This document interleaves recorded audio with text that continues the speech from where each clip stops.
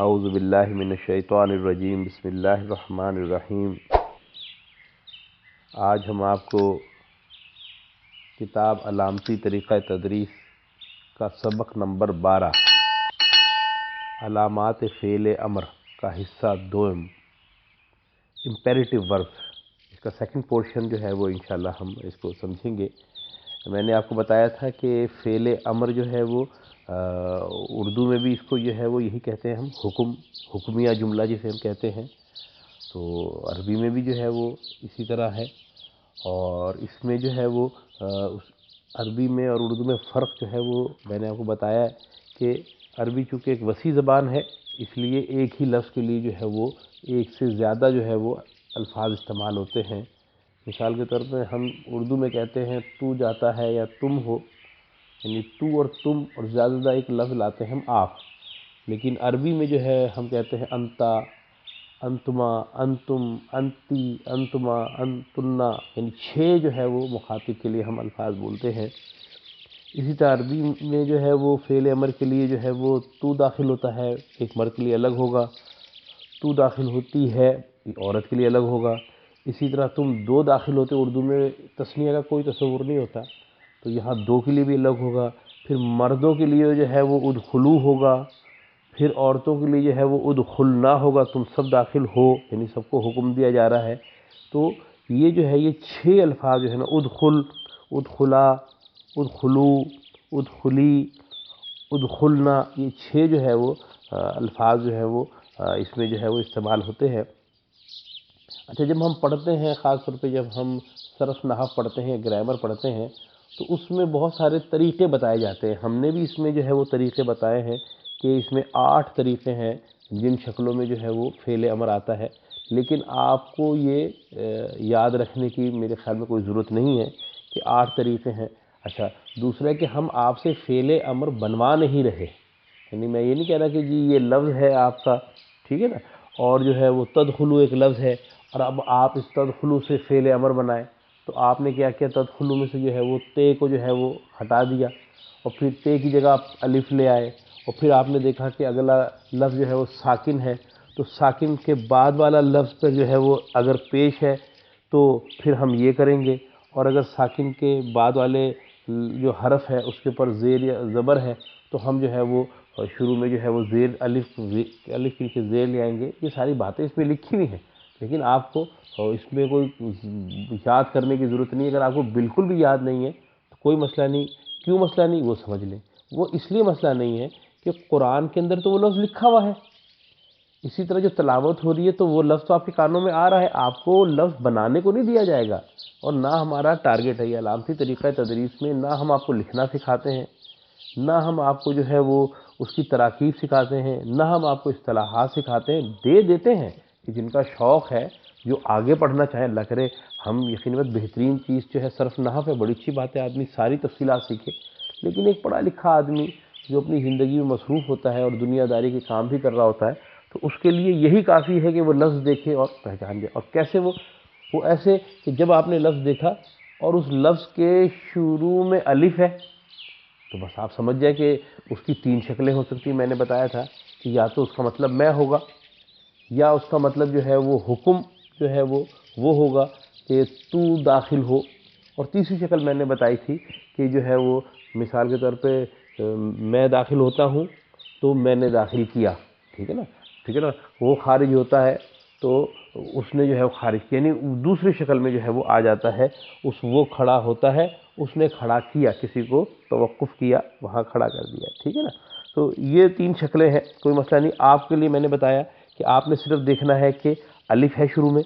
تو آپ نے فوراً سمجھ جانا ہے کہ جی یہ الف کا مطلب یہاں جو ہے وہ میں نہیں ہے بلکہ تو ہے، اگر دوسرے یا آخری حرف پر ساکن ہو، ادخل، ٹھیک ہے نا۔ الف کے بعد جو دال ہے اس پہ بھی ساکن ہے، اور خے کے بعد جو لام ہے اس پہ بھی ساکن ہے، یعنی جھٹکا ہو گیا۔ تو یہ عموماً عربی میں جتنا میں نے دیکھا ہے دوسرے حرف پہ ساکن جو ہے وہ زیادہ جو ہے وہ موجود ہوتا ہے، کیونکہ بعض صورتوں میں اور جو ہمارے پاس چیزیں ہیں اس پہ بھی ساکن ہوتا ہے، لیکن اکثر یہ جو ہے وہ ہمارے پاس فعل امر میں ہوتا ہے۔ اچھا، اس میں ایک مسئلہ جو ہے جو آپ کو پیش آئے گا، تو خاص طور پہ آج اس سبق میں آپ کو بتاؤں گا کہ دیکھیں،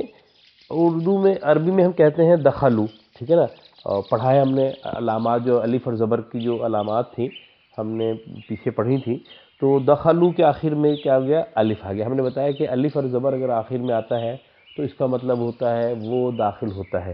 ٹھیک ہے نا۔ اور اگر ہم دخلو سے پہلے الف لگا دیتے ہیں، ٹھیک ہے نا، تو وہ الف، یہ امر کا ہو گیا، یہ تو ادخلو ہو گیا، ٹھیک ہے نا۔ تو اب یہ جو الف ہم نے لگایا ہے یہاں پر، تو اس کا مطلب بھی جو ہے وہ داخل ہونا ہی اس میں اردو فہم آ رہا ہے، لیکن اس میں دخلو میں وہ داخل ہوئے، جمع ہے نا، الف کا مطلب جمع ہوئے، اور ادخلو میں الف آ گیا ہے تو وہ سب داخل ہوں، یعنی وہ نہیں، تم سب داخل ہو، کیونکہ جو امر ہوتا ہے وہ سامنے والے کو دیا جاتا ہے۔ تو آپ اس فرق کو سمجھیے گا کہ ایک ہی جیسا لفظ ہوگا دونوں میں، ٹھیک ہے نا، یعنی دخلو اور ادخلو، تو دونوں بظاہر میں ایک جیسے نظر آئیں گے، اس لیے کہ دونوں کے آخر میں واو الف ہے، تو تھوڑا سا کنفیوژن ہوگا۔ تو آپ یہ سمجھ لیں کہ اگر آخر میں واو الف ہے، جو بہت زیادہ قرآن میں استعمال ہوتا ہے، ٹھیک ہے نا، تو اگر آخر میں واو الف ہے اور شروع میں الف ہے، تو آپ یہ سمجھ جائیں کہ یہ ماضی کا صیغہ نہیں ہے، یہ حکم ہے۔ الف نے شروع کے بتایا کہ یہ جو ہے وہ امر کا صیغہ ہے، اور اس میں بتایا جا رہا ہے کہ تم سب داخل ہو، اعبدو، تم سب عبادت کرو، اشکرو، تم سب شکر کرو، یعنی آپ دیکھیں، ٹھیک ہے نا، ارزق، تم سب رزق دو، ٹھیک ہے نا، اشکرو، تم سب کیا کرو؟ شکر کرو۔ تو یہ ان دونوں میں فرق ہے کہ الف اگر شروع میں ہو اور آخر میں بھی واو الف ہو تو یہ امر کی صیغہ ہو گیا، حکم ہو گیا اس کے اندر، اور اگر الف شروع میں نہ ہو اور آخر میں واو الف ہو تو یہ ماضی کا ہے، اس میں آخر میں الف آ رہا ہے، جس کا مطلب تم سب ہے۔ تو یہ ایک فرق ہے جو کیونکہ بہت زیادہ جو حکم کے صیغے ہیں وہ جمع کے ساتھ آتے ہیں۔ اچھا، دوسرا اس کے اندر یہ ہے کہ الف کی جو میں نے بتایا اس کی دو شکلیں ہیں، الف پر پیش آتا ہے، اکثریت الفاظ جو ہے نا اس میں الف پر پیش آتا ہے، تو اس کا مطلب جو ہے وہ ہم سمجھ سکتے ہیں کہ الف جو ہے نا مطلب اترک، تو ترک کر، الف پر کیا ہے؟ پیش ہے۔ احکم، تو حکم دے یا تو حکمیت کر، ٹھیک ہے نا، تو اس کے پر کیا ہے؟ اس پہ بھی الف پر پیش ہے، لیکن بعض اوقات جو ہے وہ الف پر کیا ہوتا ہے؟ زیر ہوتا ہے، ٹھیک ہے نا، اغفر، افتح، اقرا، اجعل، سب پہ دیکھیں زیر آ رہا ہے، تو اس میں ہمیں کوئی ضرورت نہیں پریشان میں، ہمیں صرف الف کو دیکھنا ہے، جہاں زیر لکھا ہوا ہوگا ہم زیر پڑھ لیں گے لیکن اس کا مطلب بھی حکم ہوگا، جہاں پیش لکھا ہوا ہوگا ہم پیش پڑھ لیں گے، اس کا مطلب بھی کیا ہوگا؟ حکم ہوگا۔ تو یہ دو شکلیں جو ہیں وہ اس میں جو ہے یہ الف جو ہے شروع میں آتا ہے، پہچان وہی ہے کہ شروع میں اگر الف آتا ہے اور پہلے الف کے فوراً بعد یا آخری حرف پر ساکن ہو تو یہ حکم کی علامت ہے، اور اگر شروع میں الف ہو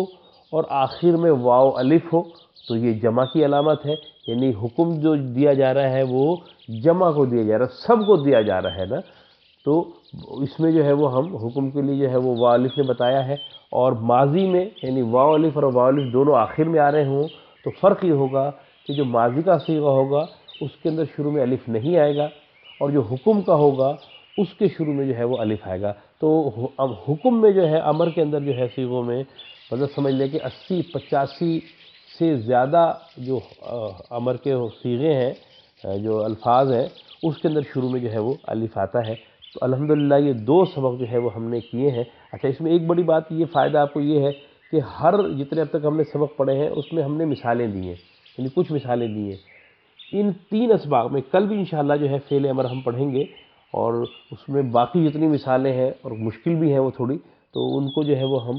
سمجھیں گے، لیکن آپ کو اس میں فائدہ یہ ہے کہ قرآن میں جتنے امر ہیں، جتنے صیغے ہیں، ہم نے جان بوجھ کے ان سب کو اس پہ جمع کر دیا ہے تاکہ آپ کو قرآن پڑھتے ہوئے کوئی مشکل نہ ہو۔ اگر آپ نے ان اسباق کو پڑھ لیا تو پھر آپ کے لیے خوشخبری ہے کہ قرآن میں اس کے علاوہ کوئی امر نہیں ہے، کوئی اور جو ہے وہ حکم کا صیغہ نہیں ہے، کوئی بھی ہوگا تو اسی میں سے آئے گا، اور انشاءاللہ جو ہے وہ ہم اس کو جو ہے چونکہ پڑھ چکے ہوں گے تو ہم پورے قرآن کے جو ہے وہ امر کے صیغے جو ہمیں مشکل لگتے ہیں ان سب کو انشاءاللہ جو ہے وہ ہم سمجھ چکے ہوں گے۔ اللہ تعالیٰ سے دعا ہے کہ اللہ تعالیٰ ہمیں یہ تھوڑے سے مشکل اسباق ہیں